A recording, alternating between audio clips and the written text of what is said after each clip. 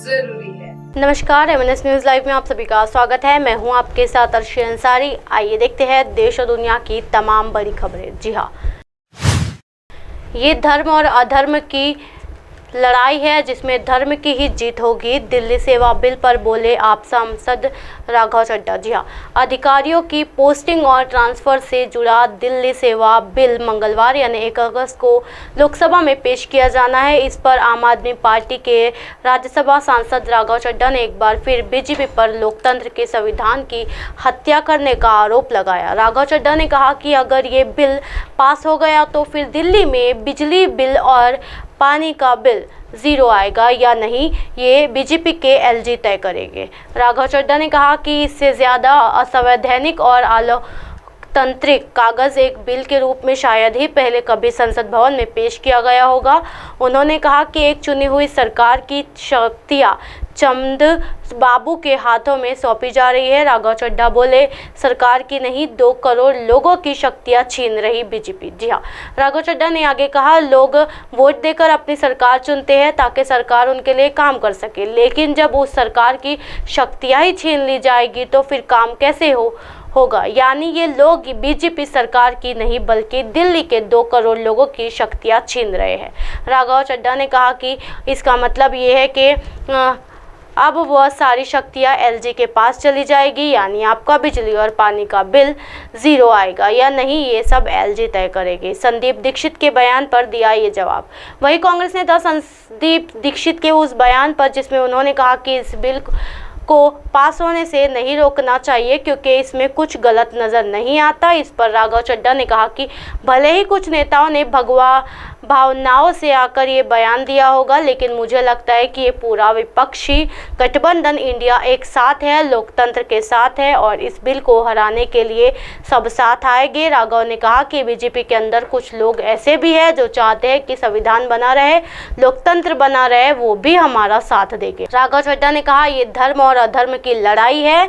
जब राघव चड्ढा से ये पूछा गया कि बिना नंबर के इस बिल को कैसे सदन में रोक पाएंगे, इस पर राघव ने जवाब देते हुए कहा, राज्यसभा में सत्ता पक्ष के पास आंकड़े नहीं हैं, इसलिए राज्यसभा में क्या होगा, ऊंट किस करवट बैठेगा, ये तभी पता चलेगा जब राज्यसभा में ये बिल पेश किया जाएगा। जी हाँ, ये धर्म और अधर्म की लड़ाई है जिसमें धर्म की ही जीत होगी।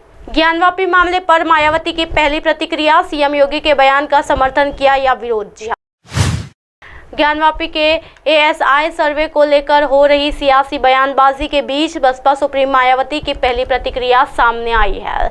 बसपा सुप्रीम ने इस मुद्दे पर हो रही बयानबाजी को लेकर समाजवादी पार्टी और बीजेपी दोनों को आंकड़े हाथों ले लिया है। उन्होंने कहा है कि इस मामले पर जिस तरह के बयान दिए जा रहे हैं वो कोई सोची समझी साजिश हो सकती है। ये मामला अभी अदालत में विचाराधीन है, इसके लिए इस पर बिना किसी वजह टीका टिप्पणी नहीं होनी चाहिए। हमें कोर्ट के फैसले का इंतजार करना चाहिए।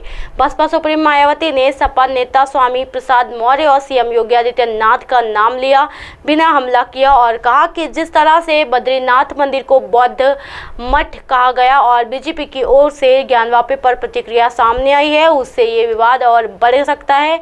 ऐसे में ये दोनों पार्टियों की कोई सोची समझी रणनीति भी हो सकती है, जो कि बेहद गंभीर मामला है। जी हाँ, ज्ञानवापी पर मायावती की पहली प्रतिक्रिया। बसपा सुप्रीम मायावती ने कहा, सपा द्वारा बौद्ध मठ को तोड़कर बद्रीनाथ मंदिर बनाने संबंधित बयान के बाद अब भाजपा द्वारा कोर्ट में लंबित ज्ञानवापी प्रकरण को लेकर विवाद को बढ़ाने वाला बयान कहीं इन दोनों पार्टियों के सोची समझी राजनीतिक साजिश का परिणाम तो नहीं, ये गंभीर व अति चिंतित।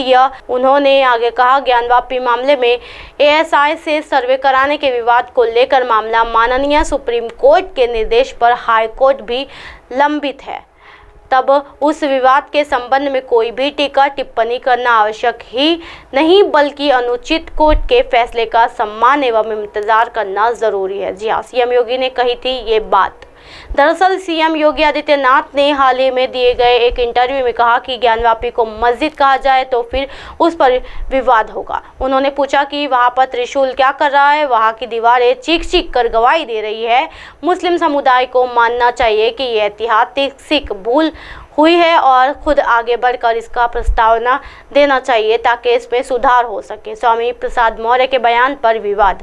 इससे पहले सपा नेता स्वामी प्रसाद मौर्य ने ज्ञानवापी परिसर के सर्वे को लेकर कहा था कि अगर इसका सर्वे होगा तो फिर सभी हिंदू धार्मिक स्थलों का सभी सर्वे भी होना चाहिए, क्योंकि 8वीं सदी में इन्हें बौद्ध मठों को तोड़कर बनाया गया था।